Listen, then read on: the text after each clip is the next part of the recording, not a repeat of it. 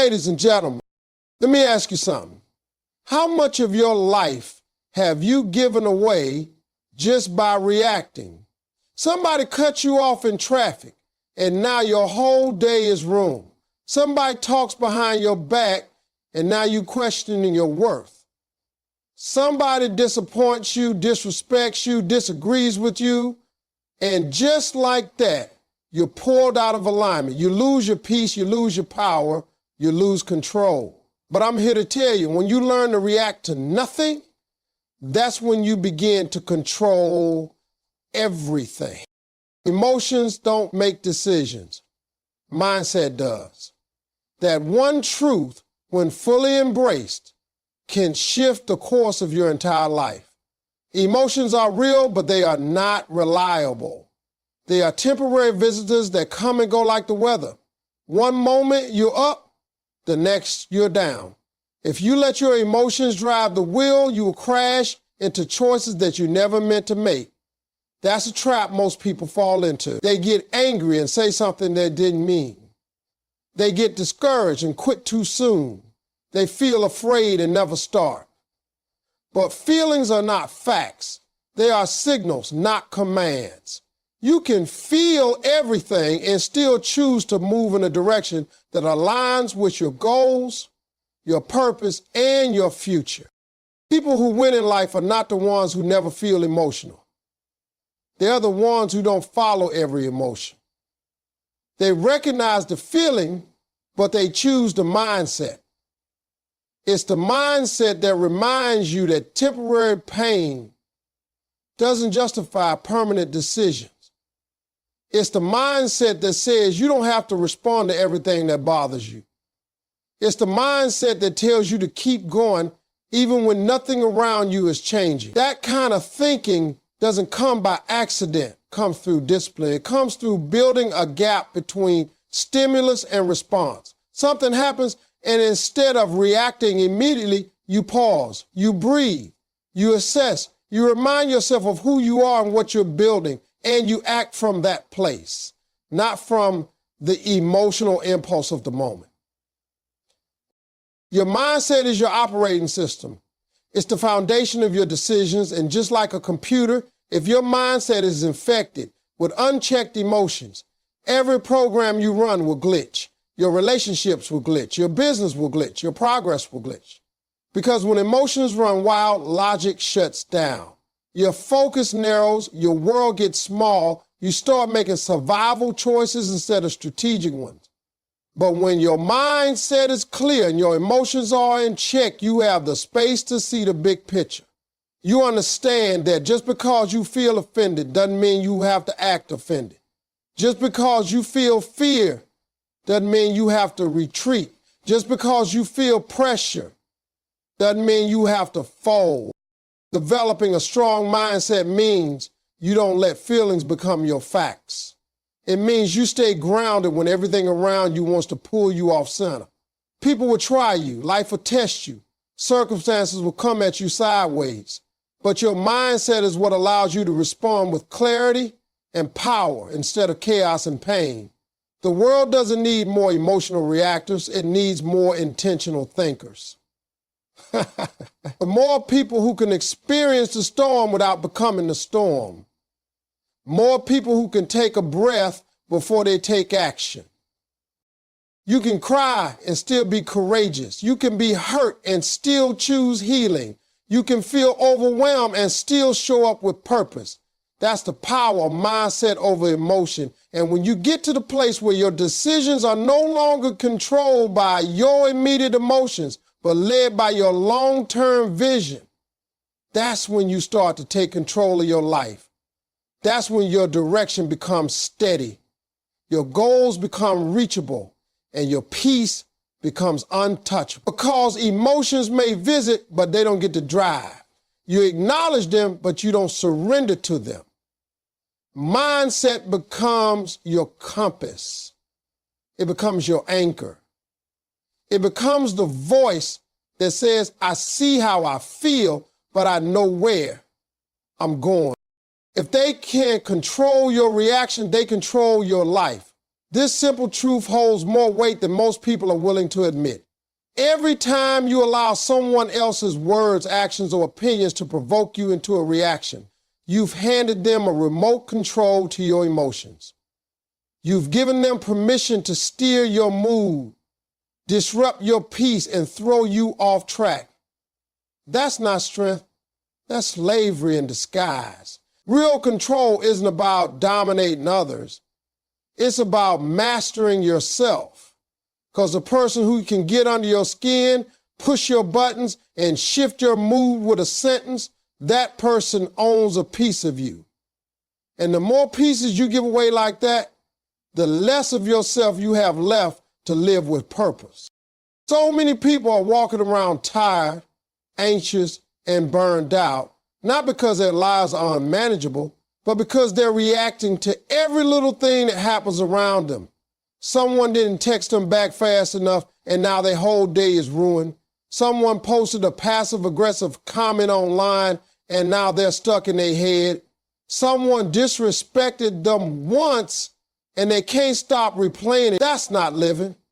That's been emotionally hijacked. That's handing the steering wheel of your life to people who probably don't even care. And here's the reality. You can't stop people from being rude, inconsiderate, ignorant, or jealous. But you can absolutely control how much of your energy they get to consume. That control is your responsibility. It's your power. And nobody should have access to it unless you give it to them. When you understand this principle, your entire approach to life changes. You stop trying to change people and start focusing on how you respond. You stop wasting time trying to win arguments, prove points, or get closure from people who were never meant to understand you. You start protecting your peace like it's your most valuable asset, because it is. You start choosing silence instead of screaming, patience instead of panic, and understanding instead of offense. You become less reactive and more reflective. And in doing so, you build emotional discipline, the kind that says, I decide how I feel today, not them. The reactions are natural, but they don't have to be automatic. You can pause, you can think, you can choose a different direction. That pause is powerful because it gives you space between the trigger and the response. And in that space, you take back control. You don't let someone's attitude infect your mood. You don't let a delay in your plans ruin your vision. You don't let disappointment turn into defeat. You become like water, flexible but strong, unmoved, yet still flowing toward your purpose. That kind of inner strength can't be faked.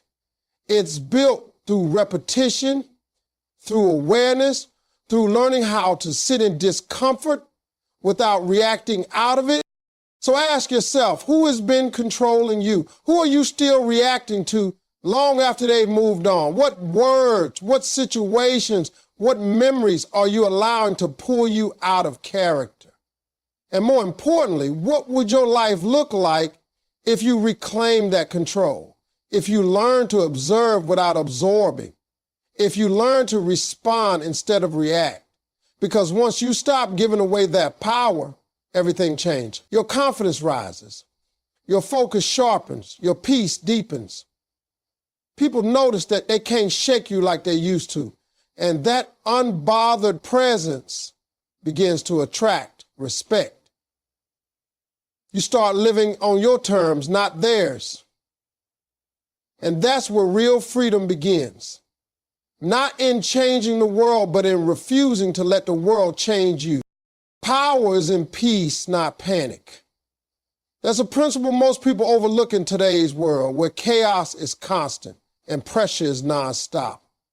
We're trained to believe that strength looks loud, fast moves, bold reactions, aggressive decisions. But real power isn't found in the noise. Real power is quiet. It shows up in restraint. It's in restraint. It's in the ability to remain calm when everything around you is falling apart. Panic makes you impulsive. It clouds your judgment. It pushes you into doing something now instead of doing something right. But peace keeps your vision clear. Peace keeps you grounded. Peace reminds you that urgency doesn't always mean emergency. It creates the mental space necessary to make choices that align with your values, not just your emotions in the moment. Most people think being calm means being passive. But calm isn't weak, it's strategic, it's intentional. Think about the most dangerous people in any room. It's rarely the ones yelling. It's the ones sitting quietly, watching everything, saying little, and moving with purpose. That's a person who has control. And control always starts with inner peace. It's not about what's happening outside of you. It's about what's happening inside of you. Because life will always be full of noise, unexpected problems, difficult people, heavy responsibilities, but none of that can shake you if you've trained yourself to protect your peace. There's something powerful about a person who can feel pressure and not fold. A person who doesn't jump to conclusions, who doesn't need to match every negative energy with more negativity. That kind of person becomes a force of stability in an unstable world. They don't need to prove their worth through panic or performance. They know who they are, and because of that, they don't need to defend it at every turn. That's where peace becomes power. It eliminates the need to react. It gives you the upper hand in every conversation, every conflict, every challenge, because you're not controlled by the moment. You're controlled by the mission. Peace gives you clarity that panic can never provide. In panic, your thoughts become narrow, your options seem limited, and everything feels urgent. But in peace, your perspective widens. You see choices. You see timing. You see opportunity. And most importantly, you see past the emotion into the truth. That truth becomes your anchor. It allows you to rise above the noise and act from a higher level. When everyone else is frantic, you're focused. When everyone else is reacting, you're responding. That's the separation between those who survive and those who lead. Those who master peace become the ones everyone else looks to in a crisis. Not because they have all the answers, but because they don't crumble under pressure. When you cultivate peace, you're building a foundation that external chaos can't destroy. You're teaching yourself that not everything needs a reaction. Not every challenge deserves a breakdown. Not every setback requires panic. You become someone who can walk through fire and not be burned because the fire is outside, not inside. Your peace becomes your armor. It shields you from emotional sabotage. It strengthens your discipline. It builds resilience. And over time, it makes you untouchable, not because life doesn't hit you, but because you trained yourself not to flinch. That's where your real power is. It's not in how fast you move or how loud you speak. It's in how calmly you carry your purpose through storms that were meant to stop you, but only taught you to stand stronger. Learn to observe without absorbing. In a world full of opinions, emotions, noise, and negativity, this one principle can protect your peace more than almost anything else. Every day, you are exposed to countless energies, some uplifting, some toxic. Some people come to inspire you, while others come to drain you. Some environments feed your growth, while others threaten your stability. The key is not in avoiding all negativity, because that's impossible. The real key is in training yourself to witness it without letting it take root in your spirit. When you learn to observe without absorbing, you stop internalizing what was never yours to carry. You stop mistaking other people's problems for your own. You stop letting outside energy become inside weight. Most people walk around like emotional sponges. They soak up every word, every tone, every attitude. Someone else is in a bad mood and suddenly their whole day is ruined. Someone criticizes them and it eats away at their confidence. Someone dumps their frustration on them and now they're heavy with feelings that don't even belong to them. That's what happens when you haven't built boundaries between what you see and what you take in. But when you become an observer, when you start seeing things for what they are without letting them change who you are, you regain your power. You learn to listen without reacting. You learn to witness chaos without becoming part of it. You learn to feel empathy without losing your own emotional clarity. Observation is a skill that requires maturity. It means being aware but not consumed. It means being able to sit in a room where tension is high and still stay calm. It means watching someone behave badly and not taking it personally. It means hearing criticism and separating the useful from the unnecessary. When you observe without absorbing, you are choosing to lead with consciousness instead of impulse. You're stepping out of automatic reaction mode and into a place of intentional awareness. You begin to realize that not every energy deserves access to your inner space. Not every mood you witness needs to shift your own. Not every battle that shows up in your day is meant for you to fight. This mindset doesn't make you disconnected. It makes you disciplined. It allows you to stay grounded when others are falling apart. It gives you the ability to pause and ask, is this mine to carry? Before picking up emotional weight. It teaches you that peace isn't found in controlling the environment, but in mastering your response to it. You stop taking everything to heart. You stop assuming that people's bad behavior is a reflection of your worth. You begin to see that how people act says more about them than it does about you. And once you truly understand that, you stop giving their chaos permission to live in your mind. Learning to observe without absorbing also sharpens your discernment. You begin to recognize patterns. You begin to see who uplifts and who depletes. You begin to notice how your energy shifts around certain people and in certain situations. This awareness helps you make better decisions. It helps you choose your circles more wisely. It helps you conserve your energy for the things that truly matter, because life will always present you with storms, with conflict, with noise. But when you train yourself to stand still and see clearly, you become the eye in the hurricane. Calm, clear, untouched by the winds that rage around you. You begin to carry your peace with you instead of searching for it in other people or places. You create an emotional filter that protects your focus, your spirit, and your direction. You learn to witness the world without letting it shape you, and that becomes your quiet power. Silence is the response that echoes wisdom. In a society that often equates noise with knowledge and reaction with relevance, choosing silence can feel counterintuitive. But silence holds a strength that words can't always reach.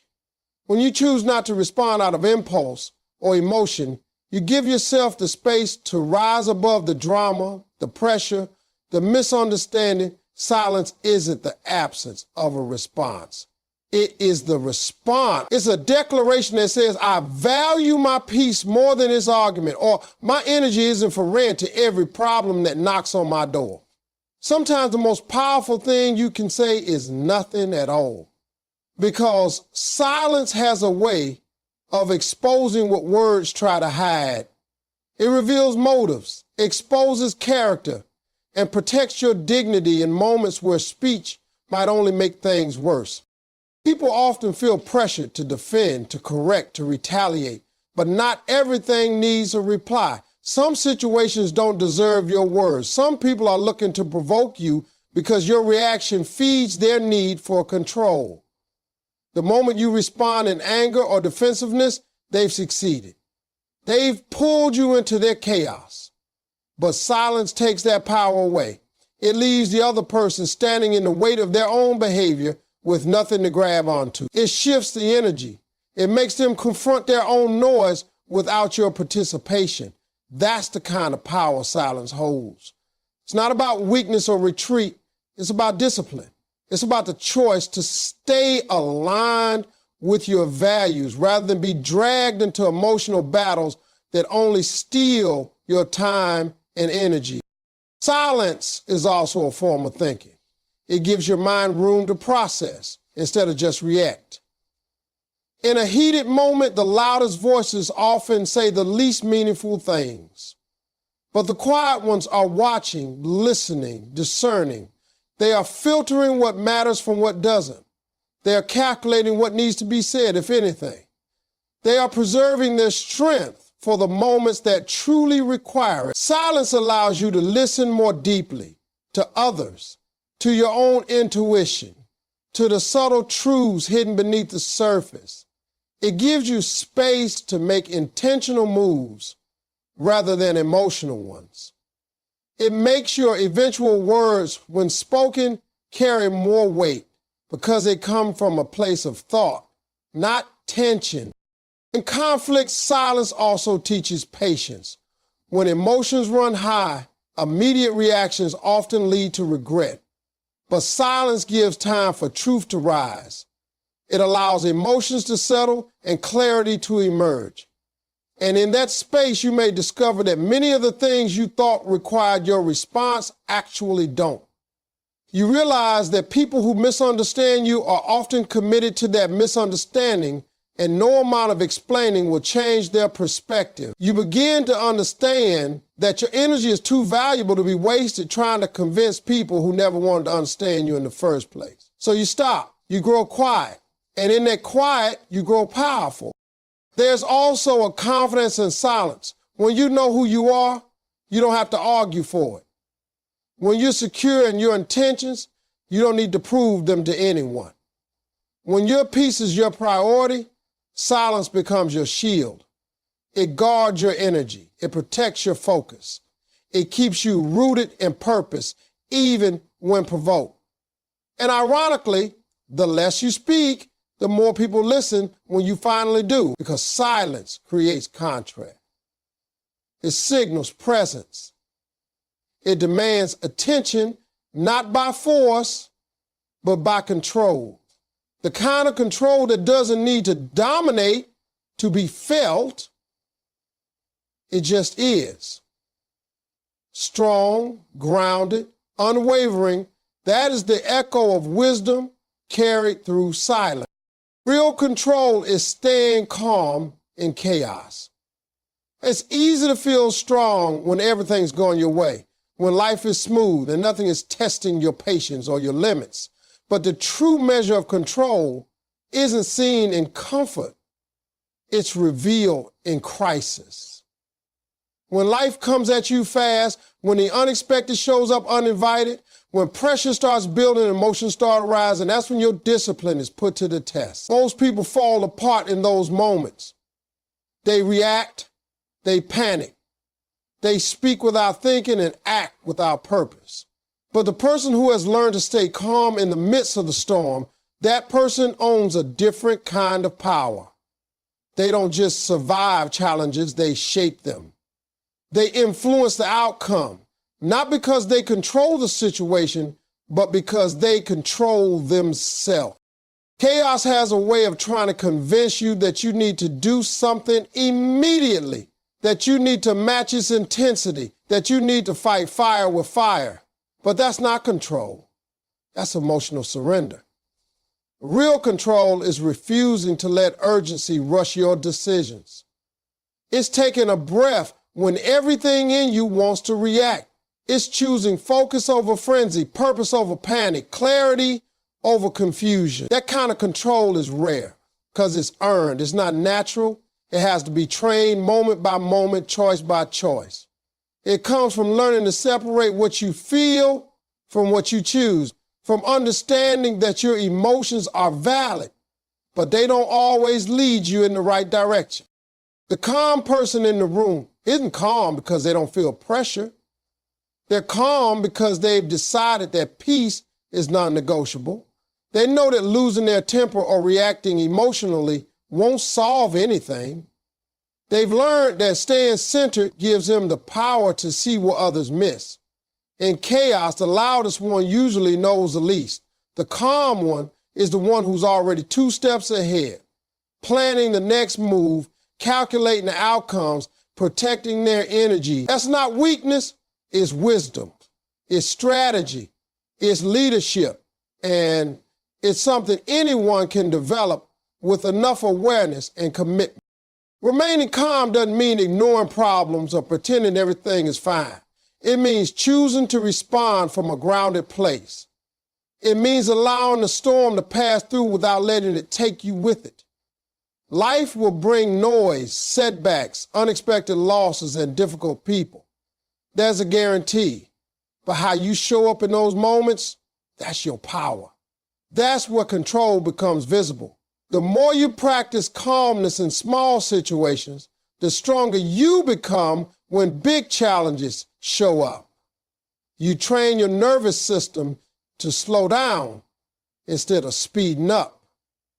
You train your thoughts to look for solutions, not panic. You train your voice to speak when necessary, not just when provoked. This kind of control impacts every area of your life. In relationships, staying calm builds trust. In business, it inspires confidence. In personal growth, it creates the environment where change can actually happen. People notice it. They feel it. They begin to understand that you're not just another person reacting to the world. You're someone who moves with intention, even when the world tries to pull you off course. That calmness becomes a signal that you're not to be underestimated. Because if you can't be rattled by pressure, then you can't be easily broken. You carry your own weather with you. You walk into chaos and remain unshaken, not because the situation isn't serious, but because you know that panic adds nothing, while calm adds everything.